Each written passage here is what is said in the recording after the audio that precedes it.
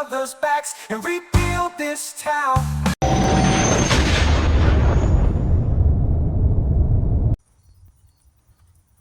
Welcome to the Mike Martin Podcast, everyone. Like, click, and subscribe. What's up? How's it going, everybody? I want to hear you. Huh? All right. Hey, it's raining out. Who cares? I don't. What is going on? How y'all doing? Yeah, boy. Okay, look. We're going to take a look today at Jesse on Fire. Dude's a crazy cat. He's got a lot of good insight on stuff. He's pretty animated, too. And the guy thinks he knows a lot about everything. Anyways, he has some good stuff that he put on here. But the most important part that we want to see here is, what did this doctor say about Charlie Kirk's throat? Let's take a look. Details about circumstances of Charlie Kirk's death have come to light. Andrew Colvett, a spokesperson for Kirk's Turning Point USA, claims to have recently spoken with a doctor who treated Kirk's fatal injuries. Quote, "I want to address some of the discussion about the lack of an exit wound with Charlie," Colvett wrote on X. "I'm usually not interested in delving into most of this online chatter, and I apologize for the somewhat graphic, but in this case, the fact that there was no exit wound is probably another miracle, and I want people to know. The conservative political activist was shot and killed earlier in September. You guys know that. I just spoke to the surgeon who worked on Charlie in the hospital. He said the bullet, quote, absolutely should have gone through," Colvett said on Saturday, noting the physician explained it's very normal for a gunshot wound. "He told me I've seen wounds from it." He said it's an absolute miracle that someone else didn't get killed. His bone was so healthy and the density was so impressive that he's like the man of steel. It should have just gone through and through. It likely would have killed those standing behind him too. And they said that the coroner did find the bullet just beneath his skin. So, listen, I'm in no position to question the truth or of what they're saying. I have no reason to think that they're lying, other than, having a half decent experience and understand rifle rounds and a 30-06, not like hitting dude, there's nothing here, man. And I am really not trying to turn a tragic murder into a conversation about ballistics, but in this case, this is what dude, there's nothing here, man. There's nothing here. I'm going to say I can't believe it. I'm going to say it's impossible that a fully charged 30-06 round did not exit. You know what? That's how it could have happened.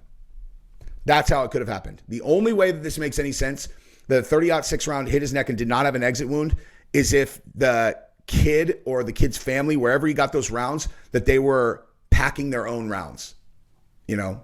Like most people, I don't know about most people, but a lot of, the majority of people I have gone shooting with, you go to the store, you buy ammunition, right? Comes out of the box, ready to go. You can see how this is when it goes whatever feet per second. Okay. Tells you the weight of the bullet, all that. But there are other people who buy just the projectile part of the bullet, and then they pack their own, powder into the primer, and then they make the bullet themselves. Okay. Now you can drastically affect how fast a bullet is going by how much powder that you put into the thing that's going to set the primer off.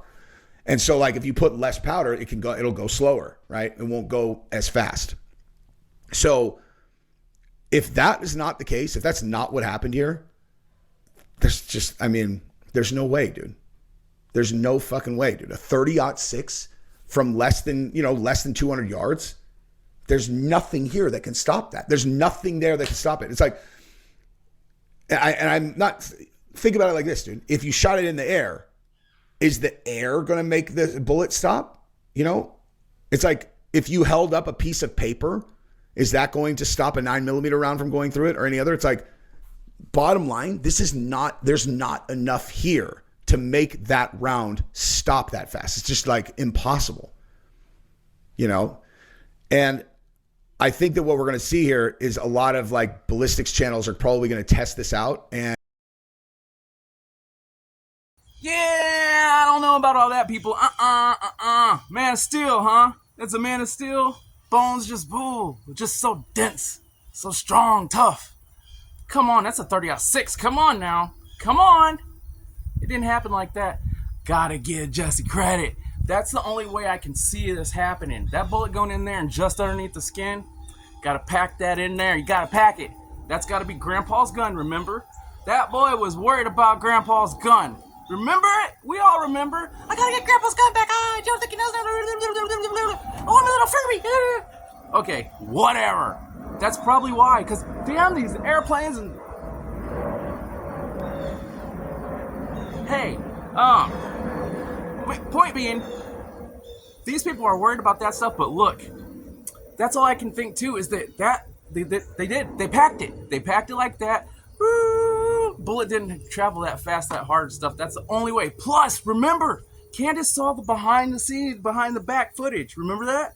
Nothing came out, no splatter, no nothing.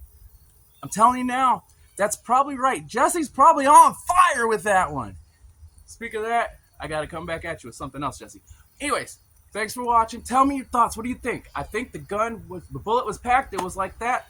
Otherwise, I'm not saying that miracles don't happen. Trust me, they do. My mother. And, man, I just don't. I can't buy it. I can't buy it. I'm sorry. I can't buy this. I can't buy it. Have a great day. Be peaceful. Peace. Think about the world out there. They'll chew you up and no one caress. Staying strong is how I am, and you can't break this fam. Preparation is the only luck you're ever gonna need. Keep your mind full of knowledge and not full of greed. Don't be the crab in the bucket trying to pull your people down. Instead, let's hop on each other's backs and rebuild this town.